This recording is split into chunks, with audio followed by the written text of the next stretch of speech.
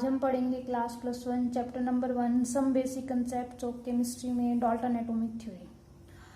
हम मैटर जो है, केमिस्ट्री जो है वो मैटर की स्टडी है। Chemistry is a study of matter, ठीक है, उसकी स्ट्रक्चर की, उसकी कांस्टेंट पार्टिकल्स की, उसकी प्रॉपर्टीज की।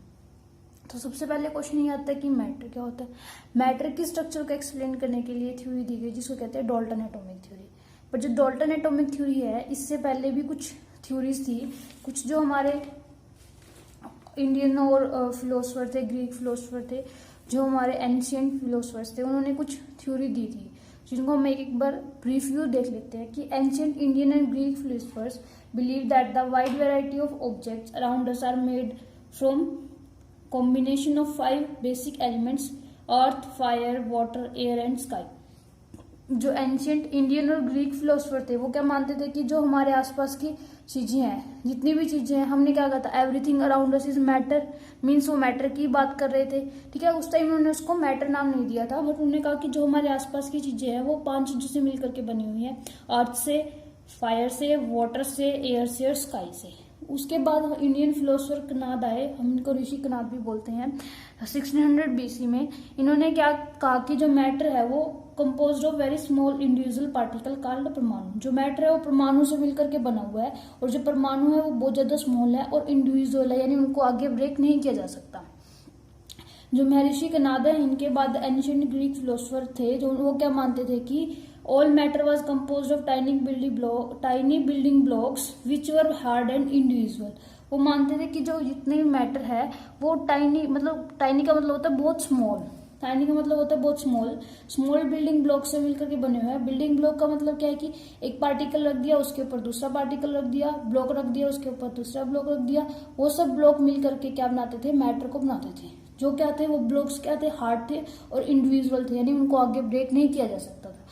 अब उसके बाद और ग्रीक फिलोसफर थे, डेमोक्रिटस, इन्होंने क्या कहा था कि जो बिल्डिंग ब्लॉक को नेम दिया एटम, ठीक है। इन्होंने सबसे पहले बिल्डिंग ब्लॉक्स, ऊपर हमने क्या कहा था, टाइनी पार्टिकल्स कहा उनको, ठीक है, उनको परमाणु कहा। बट जो हमारे ये ग्रीक फिलोसफर थे, इन्होंने उनको क्या नाम दिया, एटम नाम दिया, जिसका मतलब क्या होता है, एटम का मतलब इंडिविजुअल, यानी जिसको आगे ब्रेक नहीं किया जा सकता।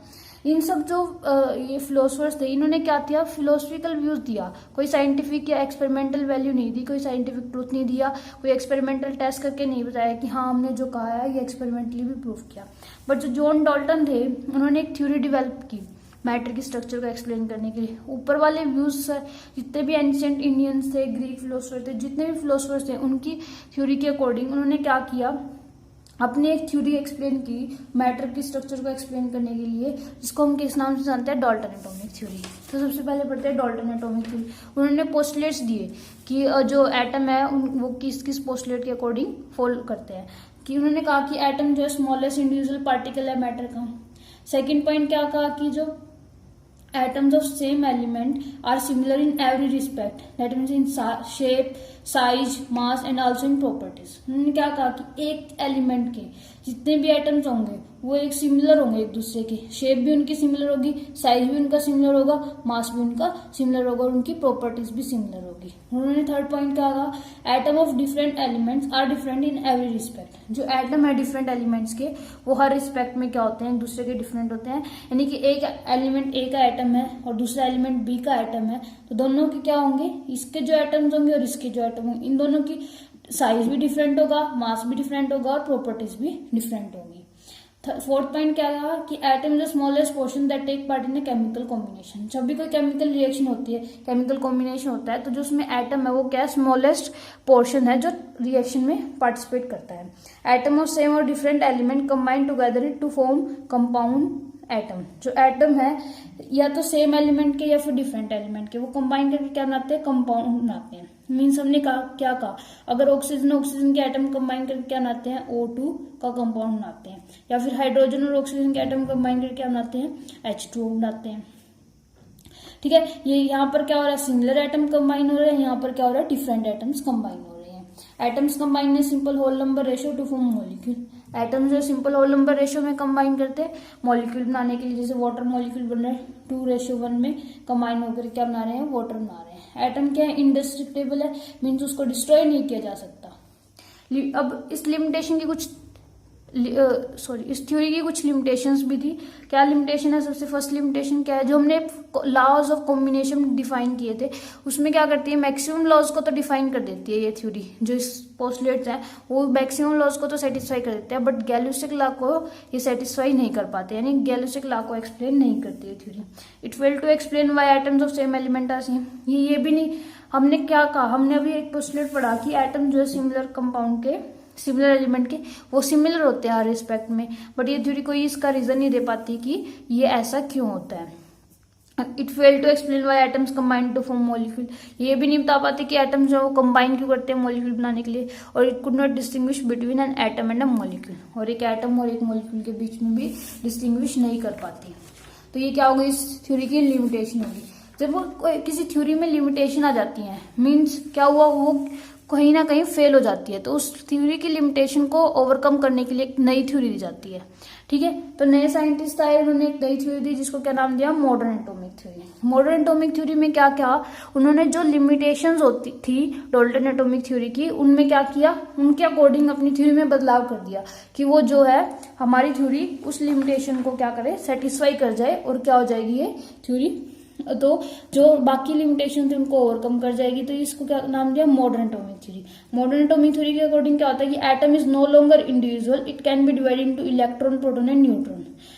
एटम जो आगे इंडिविजुअल नहीं है।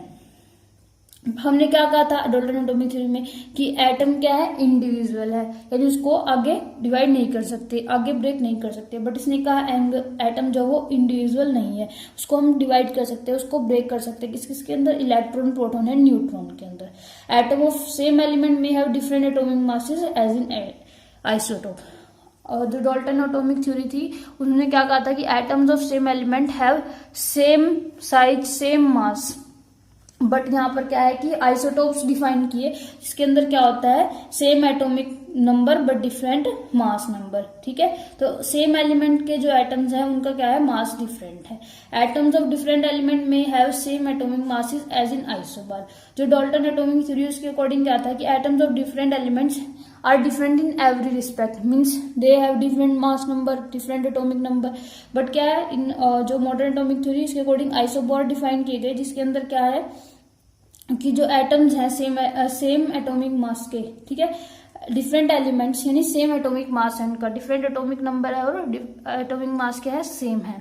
ठीक है, elements is a simplest smallest particle that take part in a chemical combination. Dalton atomic theory कहती है कि एटम जो स्मॉलेस्ट पार्टिकल है जो केमिकल रिएक्शन में पार्टिसिपेट करता है, बट मॉडर्न एटॉमिक थ्योरी कहती है कि इलेक्ट्रॉन है जो स्मॉलेस्ट पार्टिकल है जो मॉडर्न एटॉमिक थ्योरी जो केमिकल रिएक्शन के अंदर पार्टिसिपेट करता है। फिफ्थ पॉइंट क्या है, द एटम्स में not always combine a simple ratio to form molecule. Atom जो है वो हमेशा सिंपल रेशियो के अंदर कंबाइन नहीं करते मॉलिक्यूल बनाने के लिए।